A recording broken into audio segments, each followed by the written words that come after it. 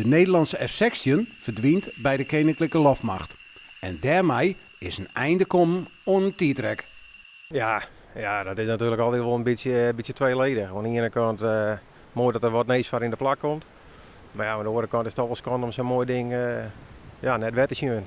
Zo wie de deze weken een speciale dag organiseren om dit tastel voor de laatste keer op de gevoelige plaat te zetten.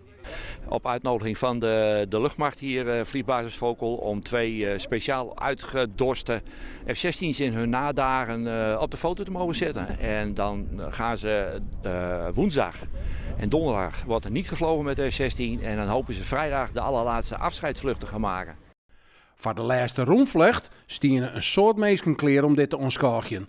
Maar troch het minder waar de roemvlucht uitbrutsen op het boetenpost. Maar het blijft voor een soort mensen een favoriet vliegtuig als ik van Jan Dijkstra uit Dan Woord. Ja, zeker. Ja, ik ben ermee opgegroeid. Toen ik 14, 15 jaar weer als liet jongetje bij de hekken hier omstruinde. Ja, dan weer dat ding er altijd. Dus daar ben je ermee opgegroeid. Ik heb mijn hele defensiecarrière hakker mee aan het werk geweest. En ik als fotograaf nog een proto mee aan het werk geweest.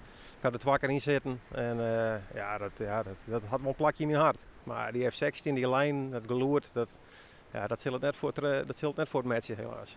F-16 blijft toch wel heel speciaal, hoor?